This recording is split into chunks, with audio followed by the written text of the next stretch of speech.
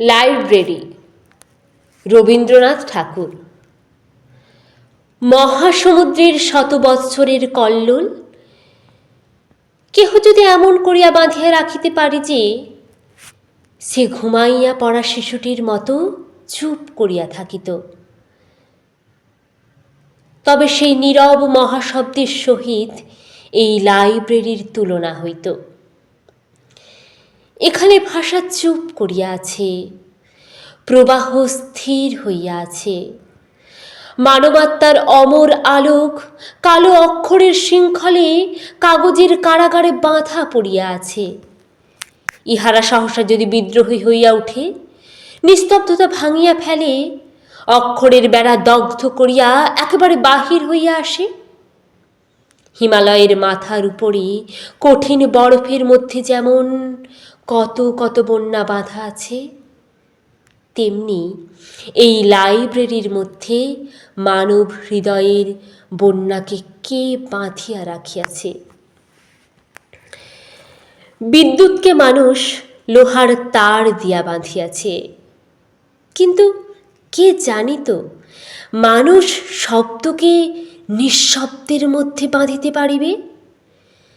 কে জানিত সঙ্গীতকে, হৃদয়ের আশাকে, জাগ্রত আত্মার আনন্দ ধ্বনিকে, আকাশের দৈববাণীকে সে কাগজে মুড়িয়া রাখিবে? কে জানিত মানুষ অতীতকে বর্তমানে বন্দী করিবে? অতল স্পর্শ কাল সমুদ্রের উপর কেবল একখানি বই দিয়া সাঁকো বাঁধিয়া দিবে? লাইব্রেরির মধ্যে আমরা সহস্র পথের চৌমাথার উপরে দাঁড়াইয়া আছি।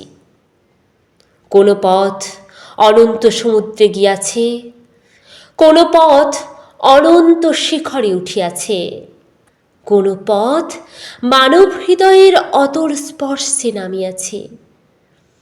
যে যেদিকে ধাবমান হও, কোথাও বাধা পাইবে না। মানুষ আপনার পরিত্রাণকে এতটুকু জায়গার মধ্যে বাঁধাইয়া রাখিয়াছে।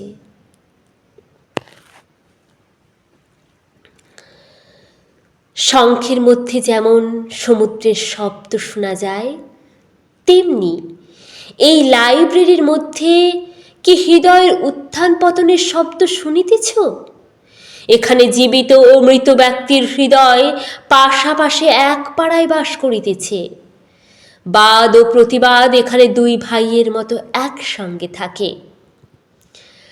সংশয় ও বিশ্বাস, সন্ধান ও আবিষ্কার এখানে দেহে দেহে লগ্ন হইয়া বাস করে। এখানে দীর্ঘ প্রাণ, স্বল্প প্রাণ, পরম ধৈর্য ও শান্তির সহিত জীবনযাত্রা নির্বাহ করিতেছে। কেহ কাহাকেও উপেক্ষা করিতেছে না। কত নদী, সমুদ্র, পর্বত উল্লঙ্ঘন করিয়া মানবের কণ্ঠ এখানে আসিয়া পৌঁছিয়াছে।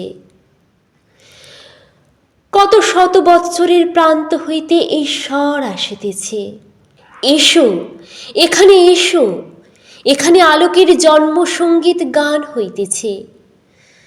অমৃত লোক প্রথম আবিষ্কার করিয়া যে মহাপুরুষ, যে কোনোদিন আপনার চারিদিকে মানুষকে ডাক দিয়া বলিয়াছিলেন, তোমরা সকলে অমৃতের পুত্র, তোমরা দিব্যধামে বাস করিতেছ, সেই মহাপুরুষদের কণ্ঠই সহস্র ভাষায় সহস্র বৎসরের মধ্য দিয়া এই লাইব্রেরির মধ্যে প্রতিধ্বনিত হইতেছে।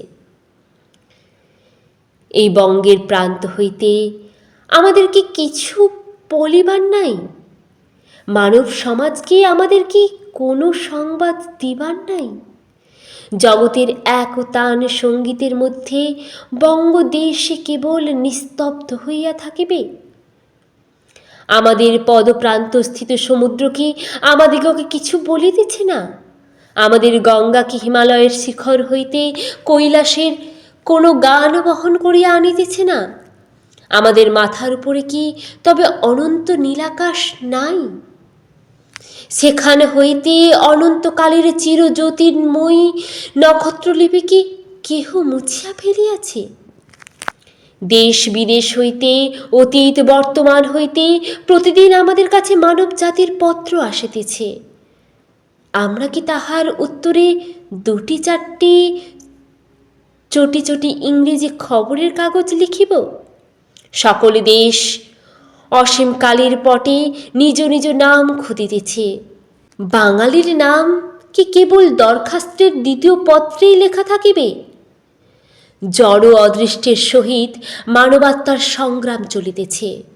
সৈনিক দিগকে আহ্বান করিয়া পৃথিবীর দিকে দিকে শৃঙ্গধ্বনি বাজিয়া উঠিয়াছে। আমরা কি কেবল আমাদের উঠানের মাচার উপরকার লাউ কুমড়া লইয়া মকদ্দমা এবং আপিল চালাইতে থাকিব? বহু বৎসর নীরব থাকিয়া বঙ্গদেশের প্রাণ ভরিয়া উঠিয়াছে। তাহাকে আপনার ভাষায় একবার আপনার কথাটি বলিতে দাও। বাঙালি কণ্ঠের সহিত মিলিয়া বিশ্বসঙ্গীত মধুরতর হইয়া উঠিবে।